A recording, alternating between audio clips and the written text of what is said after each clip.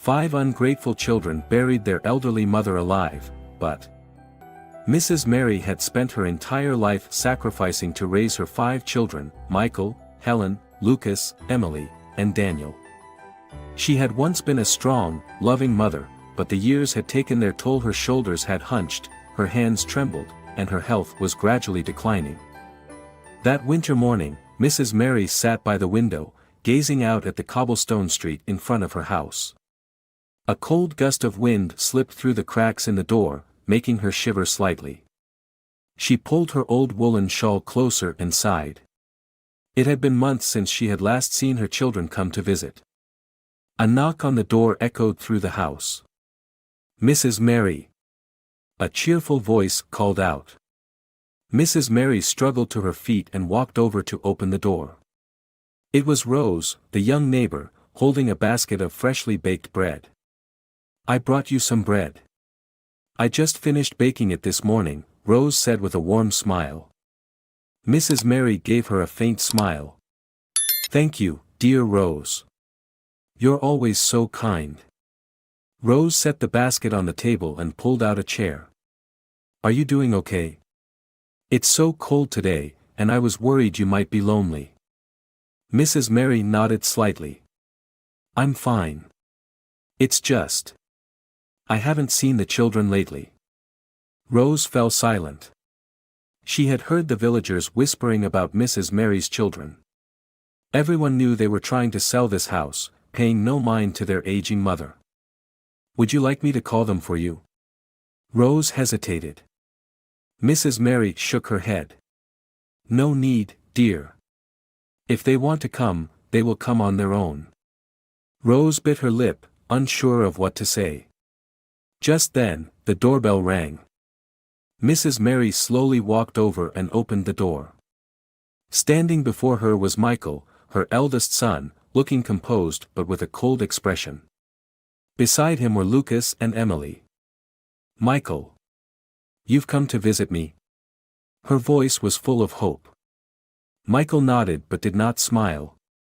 "Mother, we need to talk." They stepped inside and sat at the table. Rose quietly stood up, bowed slightly to Mrs. Mary, and left. Michael rested his arms on the table and spoke in an even tone. "Mother, we've talked it over. It's not safe for you to live alone like this. Your health is declining, so it would be best for you to move into a nursing home." Mrs. Mary was stunned. "A nursing home?" Lucas spoke next, his tone gentler. "Yes, Mother. There will be doctors and caretakers there. You won't have to worry about anything." Emily nodded. "That's right, Mom. It's too cold and lonely here. We're just worried about you." Mrs. Mary looked at her children, searching for sincerity in their words. But as her heart sank, she realized this wasn't concern, it was rejection. "I don't want to go anywhere." Her voice trembled. Michael sighed. "Mother, you can't live alone forever. But this is my home." Michael leaned back in his chair, crossing his arms. "You won't be around much longer, so why should we have to carry this burden indefinitely?" A sharp pain pierced Mrs. Mary's heart. The children she had once cradled, for whom she had sacrificed everything, now saw her as nothing more than a burden. "Am I really just a burden to you?" Lucas lowered his gaze. Emily avoided her mother's eyes. Only Michael remained cold and indifferent. "This is the best decision for everyone," Michael concluded. Mrs. Mary turned to Daniel, her youngest son, who had been standing silently in the corner. "Daniel, what do you think?" Daniel flinched, looking uneasy. I don't know." Michael shot Daniel a sharp look, a silent warning. Mrs. Mary swallowed her tears. "So, you've all made up your minds, haven't you?" No one answered. Mrs. Mary took a deep breath. "Then I have made up my mind as well. I am not going anywhere." Michael abruptly stood up. "Mother, don't be stubborn. If you don't go willingly, we'll have to find another way." Mrs. Mary looked at her son, her heart aching. This was the child she had once cherished, the one she had placed all her trust in. And now, he was trying to force her out of her own home. "I'm tired," Mrs. Mary said softly. "Go home." Michael scowled, then gestured for Lucas and Emily to leave.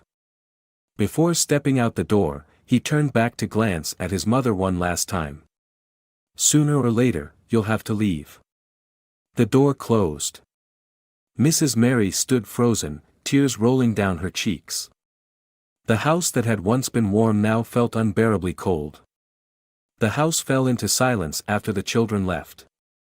Mrs. Mary sat motionless in her chair, her gaze unfocused as she looked out the window. The pale afternoon sunlight crept through the cracks in the door, but her heart remained as dark as her fate. She had sacrificed her entire life for her children, working tirelessly, enduring hunger and hardship to raise them. And yet, now they were discussing sending her to a nursing home as if she were nothing more than an old, useless object.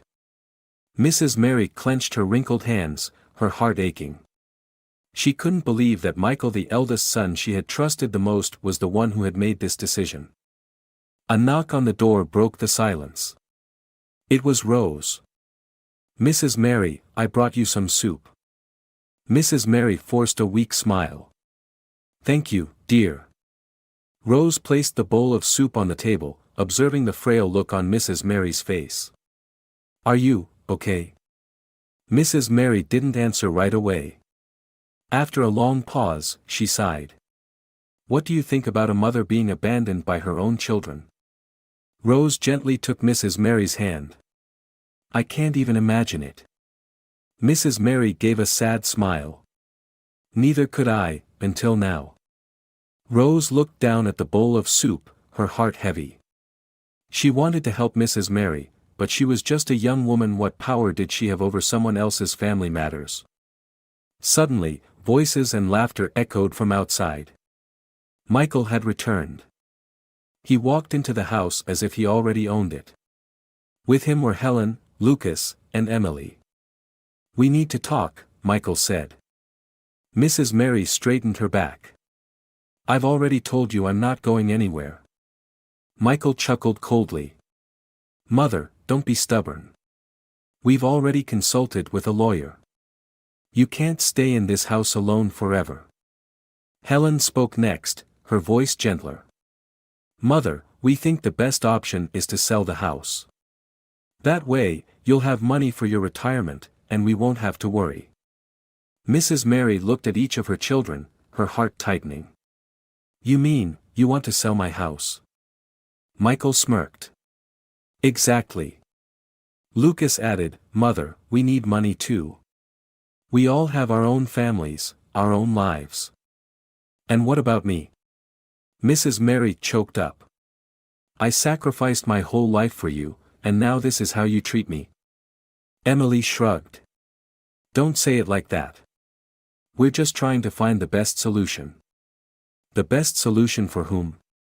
For me, or for you?" Michael stood up, pressing his hands on the table. "Mother, stop making this difficult. If you sign the papers to sell the house, you'll have money, and we'll get our share. That way, everyone wins." Mrs. Mary let out a bitter laugh. "I see now. I'm just a commodity for you to divide among yourselves." Daniel, who had been silent the entire time, suddenly spoke. "Michael, maybe we should reconsider this." Michael whipped around, eyes blazing with anger. "Shut up. Are you taking her side?" Daniel lowered his head, saying nothing more. Mrs. Mary looked at her youngest son, and her heart ached even more. Michael sighed and pulled out a stack of documents. "Mother, these are the sale papers. All you have to do is sign, and everything will be settled." Mrs. Mary stared at the documents without touching them. Michael pushed the papers toward her. "Mother, don't make us force you."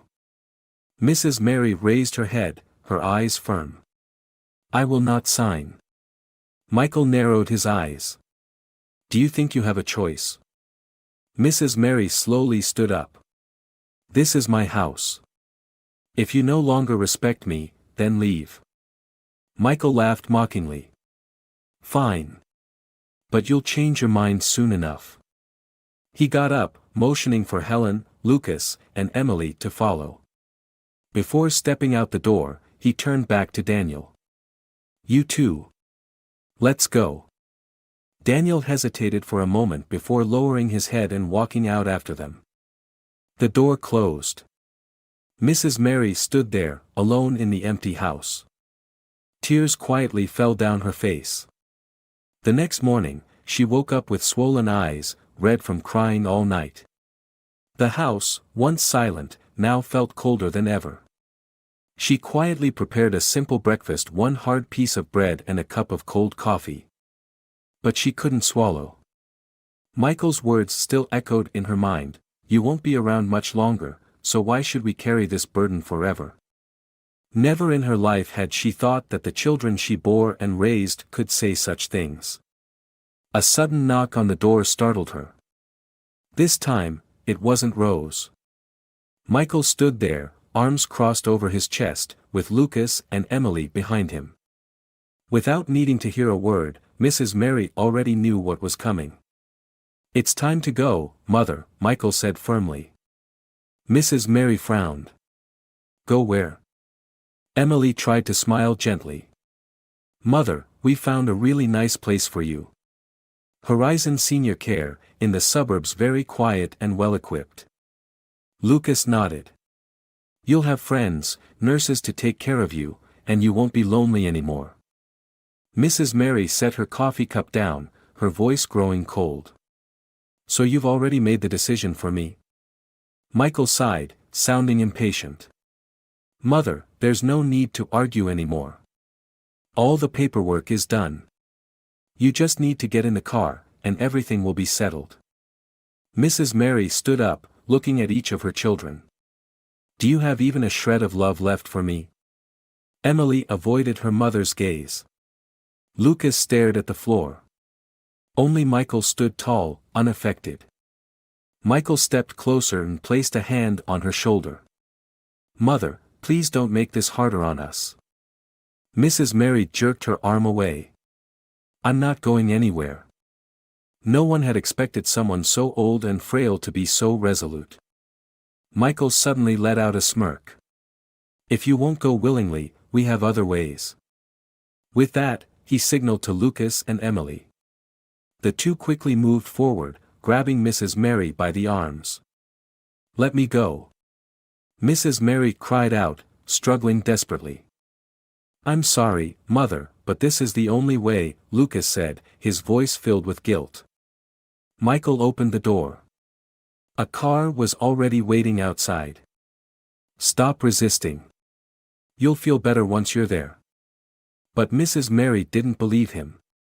Her trembling hands clung tightly to the doorframe. "I'm begging you, don't do this." Michael ignored her and pulled her away forcefully. "Mother, it's just for a little while. You'll get used to it," Emily said, but even she couldn't look her mother in the eye. They shoved her into the car and slammed the door shut. Mrs. Mary burst into tears, but her tears did nothing to stop Michael. The car sped away, leaving behind the home she had lived in her entire life. About an hour later, the car came to a stop. Mrs. Mary opened her eyes, trying to recognize her surroundings. This was not a nursing home. All around her was a desolate forest, with towering trees blocking out the sky. In front of her stood a small, dilapidated house, its wooden walls peeling, its windows covered in mold, and its roof on the verge of collapse. Michael opened the car door and dragged his mother outside. Where is this?" Mrs. Mary asked, her voice trembling. Michael smirked. "You said you didn't want to go to a nursing home. So this is the best place for you." Mrs. Mary stood frozen. You brought me here." Lucas turned away. Emily lowered her head. Michael remained indifferent. "This is an old family house. You'll live here. No one will bother you, and you won't bother anyone." Mrs. Mary stared at the ruined house before her, utterly dazed. "This is your solution?" she asked. Michael shrugged. You didn't want to go far. We honored that. Mrs. Mary let out a bitter laugh. So you're dumping me here to rid yourselves of responsibility? Michael did not deny it. Lucas muttered, Mother, you'll be fine. It's peaceful here. No one will disturb you. Emily handed Mrs. Mary a small bag. There's food in here. If you need anything, just call us. Mrs. Mary took the bag, her hands trembling. Really? If I call, will you come? No one answered. Finally, Michael patted Lucas and Emily on the back. Let's go. They turned and walked toward the car. I hope you all have happy lives, Mrs. Mary said, her voice heavy with sorrow. No one looked back. The car sped away, leaving her alone in the middle of the abandoned forest. Mrs. Mary looked around. The wind howled through the trees, the silence eerie and suffocating. She opened the door to the house, and the stench of mold hit her, making her cough violently. The house was empty, just an old, broken bed, a table with a missing leg, and a few scattered belongings. Mrs. Mary collapsed to the floor. In the end, she had been abandoned by the very children she had brought into the world. Tears streamed down her face. No one could hear her cries in the midst of this desolate forest. Mrs. Mary sat motionless on the old, rickety bed, her empty gaze fixed on the dust-covered window. The wind howled through the trees outside, creating a mournful sound that echoed the sorrow in her heart. 3 days had passed since her children abandoned her here. This decrepit wooden house in the middle of the wilderness was no place for a person to live. The wooden walls were rotting, the ceiling had large holes, and whenever it rained, water poured through the gaps, drenching the cold, dirt-covered floor. Her meals consisted only of hardened pieces of bread and a few canned goods that Emily had left behind. But now, the food was almost gone. Mrs. Mary trembled as she walked to the small cupboard in the corner of the room, opening it with the hope of finding anything edible. But inside, there was nothing but old junk, covered in cobwebs. Her stomach growled with hunger. She picked up the last piece of stale bread, chewing it bit by bit, but it was so hard that it got stuck in her throat. She took a sip of the little water left in her bottle, struggling to swallow. She was growing weaker. For the first time in her life, she felt as though she was on the brink of death. That afternoon, the sky darkened, and the rain began to fall. Heavy raindrops pounded against the broken roof, seeping through the cracks and dripping onto the floor in slow, steady streams. Mrs. Mary curled up in the corner of the bed, wrapping her frail body tightly in her old woolen shawl, but the cold still seeped deep into her bones. Outside, the sound of insects filled the night. In the distance, the eerie howling of stray dogs echoed through the trees. Mrs. Mary closed her eyes, trying to sleep, but sleep never came. Instead, memories flooded back. She remembered the old days, when her little home in Evergreen was always filled with the laughter of children. She remembered Michael as a child, always running after her whenever she went to the market. He used to hold her hand tightly, innocently asking, "Mom, I'll always be with you, right?" She had smiled tenderly, stroking his hair. "Of course, my love." And yet now, it was Michael who had heartlessly pushed her out of his life. She remembered Helen, her eldest daughter, who used to cling to her side whenever she cooked. As a little girl, Helen would hug her tightly before bed, whispering, "Mom, I love you more than anything in the world." But now, Helen had joined Michael in taking away the home she had built. She remembered Lucas, Emily, and Daniel. But now, they had all abandoned her. Tears streamed down her face. The next morning, Mrs. Mary woke up with a sharp pain in her back. The old, stiff mattress was too hard, making it impossible for her to sleep well. She looked out the window. The faint morning sunlight filtered through the trees, but it was not enough to warm her.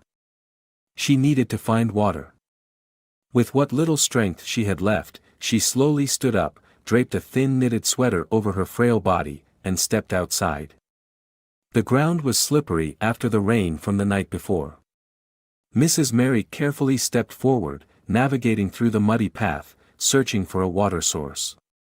In the distance, she spotted a small stream flowing through the forest. She forced her aching legs to move, each step sending sharp pain through her knees. Eventually, she reached the stream. She bent down, cupping her trembling hands to scoop up the water and drink. The cool liquid soothed her dry throat, but she had no container to bring any back. Mrs. Mary looked around, hoping to find something useful. But all she saw were rocks and broken branches. She sighed and continued to drag herself back to the abandoned house. That afternoon, as she sat huddled in the corner of the room, a familiar sound echoed from outside. The sound of a car. Mrs. Mary flinched, her heart pounding fast. Had her children come back? The old wooden door shook as someone knocked firmly. Her hands trembled as she reached for the doorknob and slowly opened the door. It wasn't Michael. It wasn't Lucas. It wasn't Emily. It was Daniel. Her youngest son stood there, his posture uneasy, his eyes filled with hesitation. Daniel, Mrs. Mary choked up. Daniel looked at his mother, then glanced around at the dilapidated house. He swallowed hard, his voice barely above a whisper. "Mother, are you okay?" Mrs. Mary looked at him, unsure whether to feel relieved or heartbroken. "I think you already know the answer."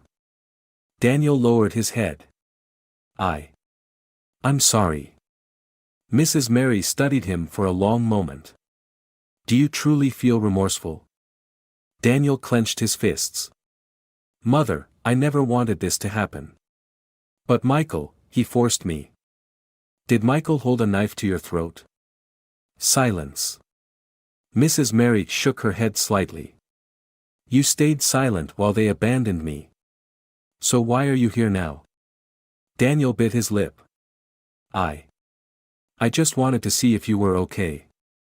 Mrs. Mary let out a laugh, but it was a laugh full of pain.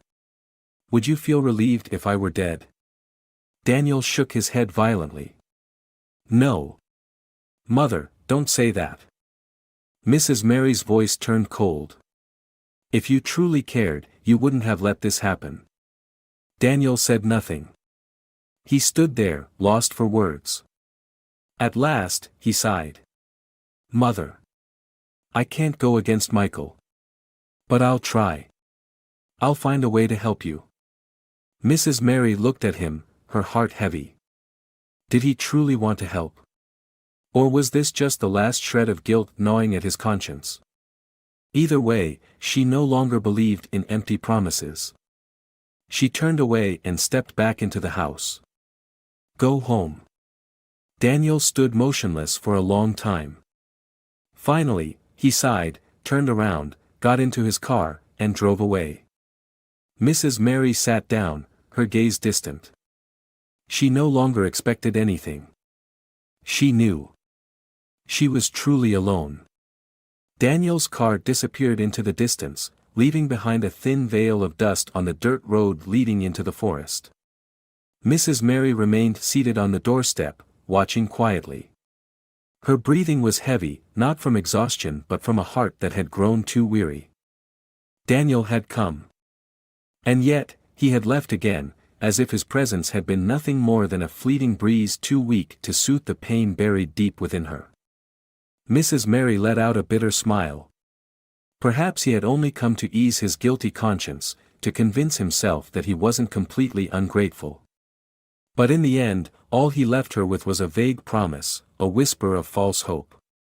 She expected nothing anymore.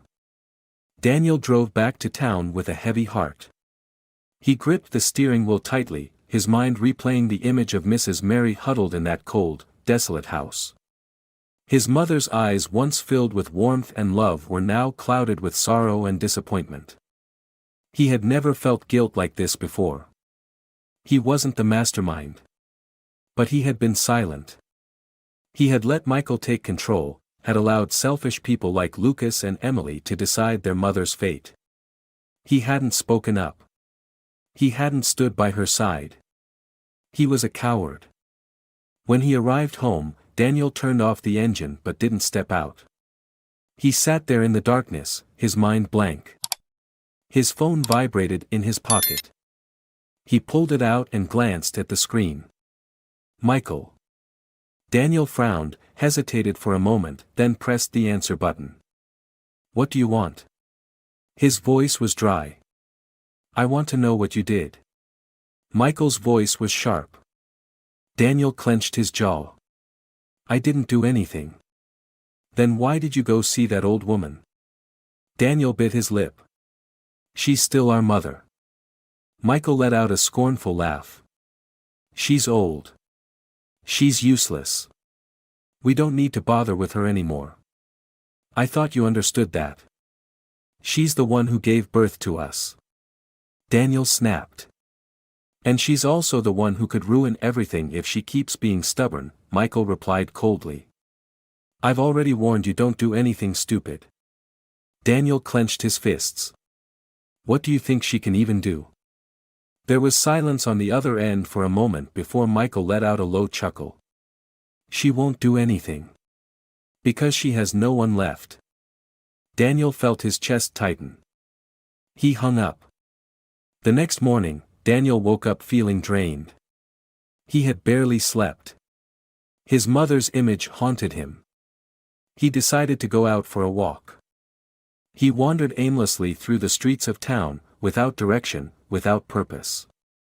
Until he found himself standing in front of the small cafe he often visited. He pushed open the door, ordered a black coffee, and sat down in a corner. A few minutes later, a familiar voice spoke near his ear. Daniel? He looked up. It was Rose. His mother's neighbor. Rose pulled out a chair and sat across from him, her gaze sharp with scrutiny. Last night, I saw your car parked outside that house in the forest. Daniel didn't answer right away. He stared down at his cup of coffee, stirring it absent-mindedly. Rose continued. Did you go to see her? Daniel nodded but said nothing. Rose sighed. Is she okay? Daniel looked up, conflict swirling in his eyes. What do you think? Rose pressed her lips together. You know she's not okay. If you have any conscience left, you won't let this continue. Daniel let out a bitter chuckle. And what do you think I can do? Take her back, Rose said instantly, without hesitation. Daniel shook his head. It's not that simple. If I do that, Michael won't let it go. Rose raised an eyebrow. So you fear Michael more than you fear your own guilt? Daniel was at a loss for words. Rose shook her head and stood up. You can ignore it. But I won't. Daniel watched her walk away, feeling something burn inside him. He knew Rose was right. He knew he couldn't keep being a coward. But he had no idea how to stand up to Michael. At the abandoned house, Mrs. Mary was growing visibly weaker. Her breathing was labored, and her legs trembled every time she tried to stand. Her body could no longer endure the hunger, the cold, and the relentless loneliness. She struggled to step outside, hoping to find even the smallest bit of food or water. But as soon as she reached the doorstep, dizziness overtook her. The world blurred before her eyes. Mrs. Mary collapsed onto the cold ground. Darkness swallowed everything. She didn't know if she would ever open her eyes again. Dusk fell, and the last golden rays of sunlight disappeared behind the towering trees. The wind howled through the forest, carrying a bitter chill that seeped through every crack in the dilapidated wooden house. Mrs. Mary lay motionless on the cold ground, her breaths weak and shallow. How long had she been lying there? An hour? 2. Perhaps the entire afternoon. She didn't know. Hunger and cold gnawed at her, draining what little strength she had left. Her frail hands dug into the damp earth, struggling to push herself up, but her body no longer obeyed her. She closed her eyes, silently waiting for the inevitable. Perhaps this was the end. In town, Daniel sat in his apartment, a glass of whiskey in his hand, but he couldn't bring himself to drink it. The image of his mother curled up in that abandoned house haunted him, her eyes filled with pain and despair. He couldn't shake it from his mind. His phone buzzed. A message from Michael. "I hope you're not doing anything stupid. It's over." Daniel slammed the phone onto the table. Over? No. His mother was still out there alone, battling hunger, cold, and the betrayal of the very children she had devoted her life to loving. He jumped to his feet. He couldn't stay silent any longer. Meanwhile, at the abandoned house, Mrs. Mary was slipping into unconsciousness. As the darkness embraced her, she drifted into a distant realm of memories. She saw herself as a little girl again, running barefoot through a field of wild daisies outside Evergreen. Her laughter echoed in the wind, her small feet dancing under the golden sunlight. She saw her mother, a gentle woman with long, flowing black hair, smiling and calling her home. "Mary, come inside for dinner." Mrs. Mary wanted to run to her, to throw herself into that warm embrace. But her feet wouldn't move. The scene blurred, then vanished. Now, she saw herself as a young woman, radiant in a white dress on her wedding day. Beside her stood her husband, the man she had once loved more than anything. His eyes were full of tenderness as he held her hand tightly. "We will be happy, Mary." She wanted to nod, to believe in those words, but the image dissolved like smoke. She saw herself as a mother, cradling baby Michael in her arms, her firstborn. She remembered the overwhelming love she had felt the first time she gazed into his wide, innocent eyes. "My son, I will protect you for the rest of my life." But suddenly, baby Michael disappeared. In his place stood the man he had become, coldly saying, "You won't live much longer. Why should we keep carrying this burden?" Mrs. Mary's eyes snapped open. A strong gust of wind blew past, rustling the dead branches that scraped against the broken roof. She blinked, pain radiating through every inch of her body.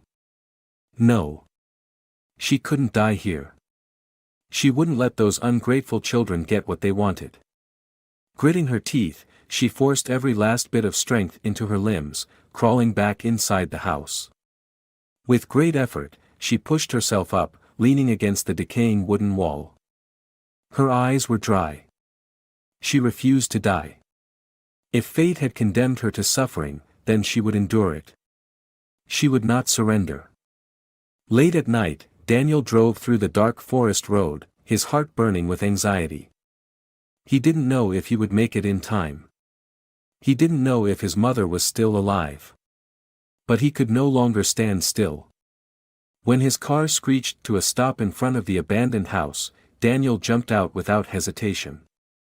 Inside, there were no lights. "Mom," he called out. No answer. His chest tightened. He rushed inside, his eyes scanning the room frantically. And then, he saw her. Mrs. Mary was sitting against the wall, her gaze empty. Daniel ran to her, dropping to his knees. "Mom! Can you hear me?" Slowly, Mrs. Mary turned her head to look at him. "Daniel," her voice was faint. Daniel grasped her frail, cold hands, feeling the chill seep into his own skin. "Mom. I'm sorry. I was wrong." Mrs. Mary said nothing, only looking at her son with weary eyes. Daniel swallowed hard, his heart aching. "Mom. I'm taking you out of here." But Mrs. Mary shook her head weakly. "No, Daniel, it's too late." "No. It's not too late." Daniel tightened his grip. "Mom, please, I won't leave you here anymore." Mrs. Mary closed her eyes. I don't believe in promises anymore." Daniel's heart shattered. He didn't know what else to say. But one thing he knew for certain. He would not let his mother die here.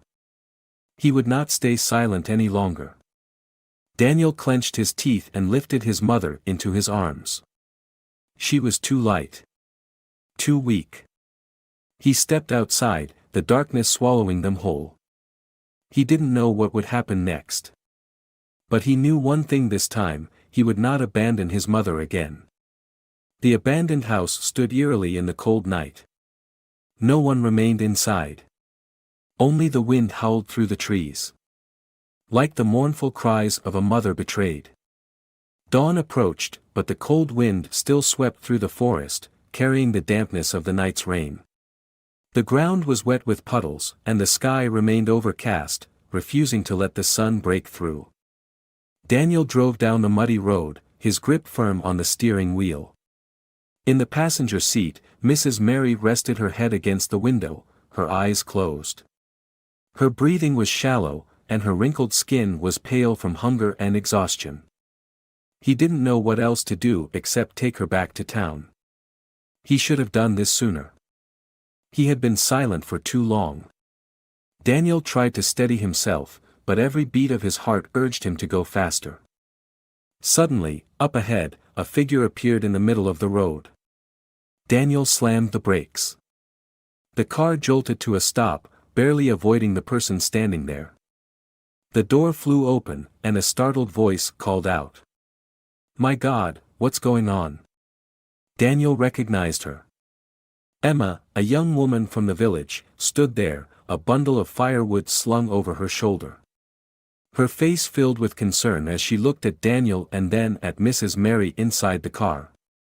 Daniel rushed out. "Emma! Help me! My mother, she's not okay." Emma hurried over, her eyes widening at the sight of Mrs. Mary. "Oh, dear Lord, what happened to her?" Daniel lowered his head, his voice hoarse. I can't explain right now. I need help." Emma didn't hesitate. "Follow me. My house is close by. I'll help her." With no other choice, Daniel lifted his mother out of the car and followed Emma toward her small home. Emma lived in a warm house near the edge of the forest, where she and her father, Mr. Peter, resided. Mr. Peter was a middle-aged man with a stern face but kind eyes. When he saw Emma leading Daniel and Mrs. Mary inside, he quickly stepped forward. "What's going on, Emma?" "Dad, help me. She's completely exhausted. I think she was left to starve." Mr. Peter immediately helped Daniel place Mrs. Mary onto the couch near the fireplace. Emma hurried to bring warm water, gently pressing it to Mrs. Mary's lips. "Grandma, please try to drink a little. It will make you feel better." Mrs. Mary slowly opened her eyes, gazing weakly at the young girl. Who are you?" Emma smiled gently. "I'm Emma. Don't worry, you're safe now." Daniel stood nearby, his heart aching. "Mom, I'm sorry," he whispered. But Mrs. Mary simply closed her eyes, saying nothing. Mr. Peter observed everything, then turned to Daniel. "Tell me what happened." Daniel swallowed hard, shame filling his chest. My siblings abandoned her in an old house in the middle of the forest. They didn't want to take care of her anymore." Emma gasped. "What? They just left her there?" Daniel nodded, his voice trembling. "And I didn't stop them." Mr. Peter clenched his fists. "Those heartless bastards." Emma looked at Daniel, her expression a mix of anger and pity. "Do you even realize what she's been through? If you hadn't come in time, she could have died out there." Daniel lowered his head, unable to respond. Emma turned toward Mrs. Mary, her heart aching at the frail woman's state. "Grandma, do you have any other relatives? I can help you contact them." Mrs. Mary slowly opened her eyes, her voice barely a whisper. "No. I only have them. Them. The very children who had abandoned her." Emma took a deep breath before turning to her father. "Dad, I can't let this go." Mr. Peter nodded. "You're right. We need to bring this to light." Daniel looked up, his eyes filled with uncertainty. What do you mean? Mr. Peter crossed his arms, his expression firm. I'm a lawyer. And I won't let those ungrateful children get away with this. Daniel felt a chill run down his spine. He had failed to protect his mother. But now, he couldn't ignore this any longer. He nodded. I'll help you. Emma smiled. Then we start tomorrow. She turned back to Mrs. Mary, gently holding her frail hands. Grandma, you're not alone anymore. Mrs. Mary looked at her, and suddenly, her eyes glistened with tears.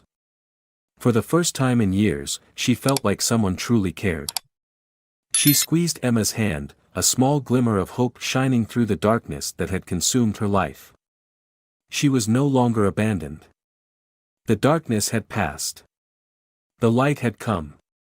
The next morning, the sky over Evergreen was clearer than it had been in a long time. Soft rays of sunlight filtered through Emma's window, warming the small but welcoming home. Mrs. Mary felt stronger after a night of care. For the first time in days, she felt a little peace in her heart. But she knew the nightmare wasn't over yet. Daniel sat at the dining table, his heart heavy. Across from him, Mr. Peter carefully reviewed legal documents and laws regarding elder abandonment. He set his pen down and looked straight at Daniel. Are you ready to testify? Daniel clenched his fists. You mean, sue them? Mr. Peter nodded. What your siblings did isn't just cruel, it's illegal. Under U.S. law, abandoning an elderly parent without proper care can be prosecuted in court. Daniel swallowed hard. He had known this moment would come, but hearing it from a lawyer made it all the more real. He knew Michael wouldn't let this go. But, he also couldn't let his mother suffer injustice any longer. He nodded firmly. I'll do it. Emma smiled in satisfaction. Good. Then let's get started right away. That afternoon, Mr. Peter went to meet Mayor John Charles, a highly respected figure in the town. After hearing the full story, the mayor slammed his fist on the table in outrage. They dared to do this to their own mother. This is a disgrace to the entire town. Mr. Peter nodded. We need to make this public. The mayor stood up, his expression resolute. I will help you bring this to the press. Everyone in Evergreen must know the truth. By the evening, everything was set. A shocking news article was published on the town's news site. A mother abandoned by her own children, the heartbreaking story of Mrs. Mary. The article exposed the entire truth from Michael and his siblings scheming to sell the house to them, heartlessly abandoning their own mother in an old, decaying house in the middle of the forest. The names of the ungrateful children were made public for the whole town to see. Within hours, the town was in an uproar. Households, shops, and public places buzzed with furious discussions. No one could believe that Mrs. Mary's children could be so cruel. The town's central cafe was packed with outraged citizens. Michael is a heartless monster. Helen and Emily are no better. How could they do this to their own mother? They need to be punished. Under immense public pressure, the town's police department quickly took action. An official summons was issued for Michael, Lucas, Emily, and Helen. Justice was now in motion. That evening, at a luxurious restaurant in the city, Michael was enjoying an extravagant dinner with business partners. He laughed and chatted, completely unconcerned about his mother's fate. Suddenly, his phone began vibrating non-stop. Messages flooded in from friends and acquaintances in town. Frowning, he picked up his phone and opened the notifications. The moment he read the article, his face turned deathly pale. Before he could react, a firm voice called out behind him. Michael Harris? He turned around. 3 police officers stood before his table, their expressions serious. You are being summoned to cooperate with an investigation regarding the abandonment of an elderly parent under parental protection laws. The restaurant fell into silence. People began whispering, exchanging glances of curiosity and judgment. Michael shot up from his seat, furious. This is a family matter. You have no right to. One of the officers held out the official summons. You can explain yourself in court. There was no way out. Michael clenched his fists, but he couldn't fight the law. He had no choice but to go with them. At their respective homes, Emily and Lucas also received their summons. Emily trembled, tears streaming down her face. How could this happen? How did this get out? Lucas had gone pale as well. It must have been Daniel. He betrayed us. But this time, no one could save them. Their crimes had been exposed to the entire town. The next morning, the police station was packed with people. Residents gathered outside, their voices echoing with outrage. Justice for Mrs. Mary. The ungrateful children must pay for their crimes. Daniel stood among the crowd, his heart heavy. He had once been a coward. But today, he stood there to make things right. Emma helped Mrs. Mary walk toward the station, her steps slow but steady. When she saw the children who had abandoned her being escorted outside in handcuffs, she did not cry. She simply looked at Michael and spoke in a voice that was soft but filled with authority. I once thought you were my pride, Michael. But today, I realize I was wrong. Michael lowered his head, unable to meet her gaze. Lucas and Emily sobbed, begging for forgiveness. But this time, no one stood by their side. A week later, the court officially ruled on the case. With all the evidence from the press, the police, and most importantly, Daniel's testimony, the court declared. Michael was fined a significant amount and was banned from engaging in business for 5 years. Lucas and Emily were legally required to provide full financial support for Mrs. Mary for the rest of her life. Helen was removed from her position as company director, as the scandal had tarnished the business's reputation. None of them could escape the consequences of their cruelty. That evening, at Emma's house, Mrs. Mary sat on the porch, gazing at the star-filled sky. Daniel approached her, then slowly knelt before her. Mother, can you forgive me? Mrs. Mary was silent for a long time. Then, she reached out and gently placed her hand on Daniel's head. You came back. That's what matters most. Daniel broke down in tears. The darkness had passed. Mrs. Mary was finally safe. And those who had betrayed her had paid the price. After the trial, Evergreen seemed to change.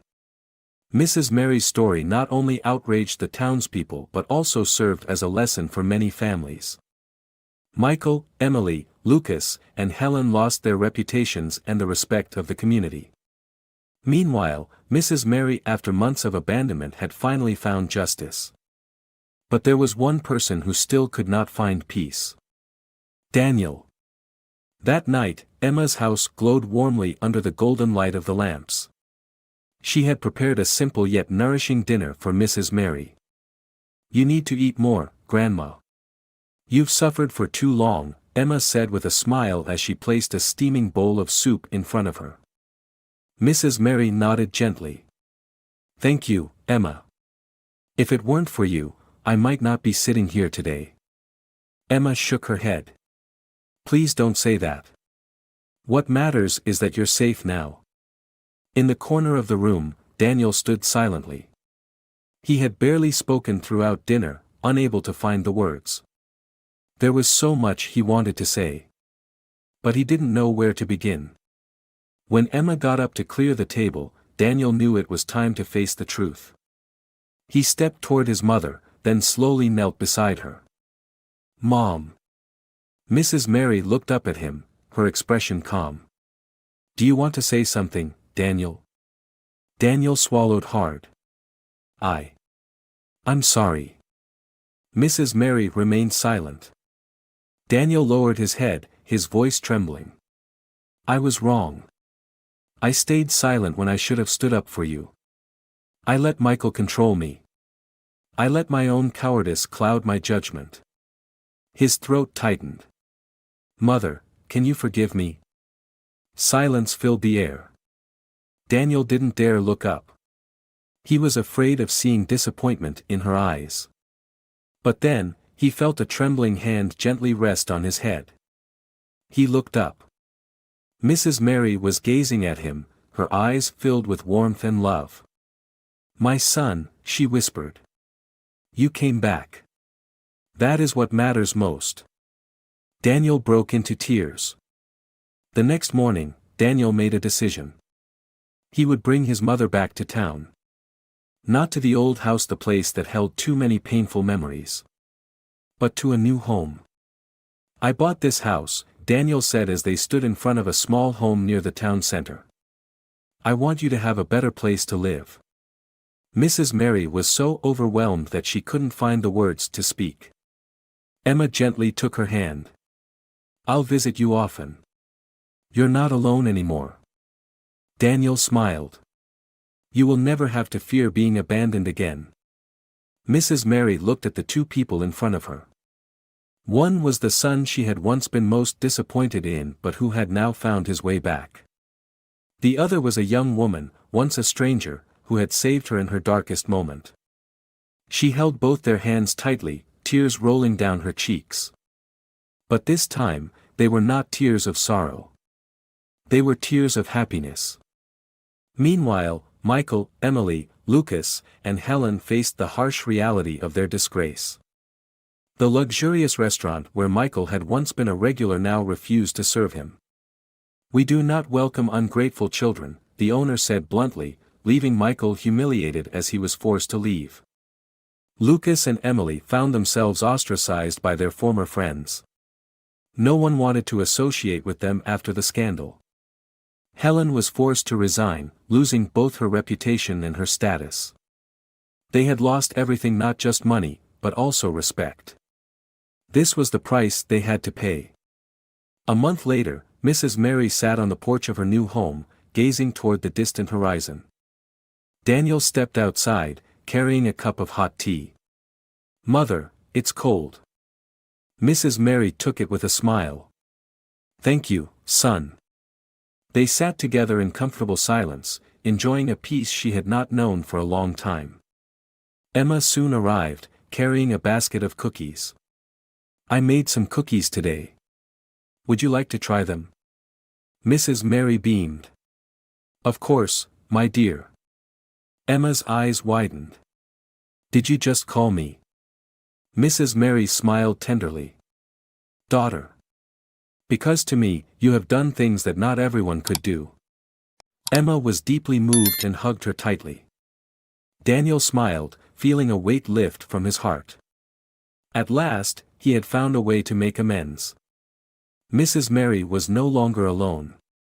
Those who had betrayed her had faced justice. And in the end, light had triumphed over darkness. Mrs. Mary's story was a powerful lesson in filial piety, justice, and human kindness. It served as a reminder that parents are never a burden, they are the ones who have sacrificed everything to raise their children.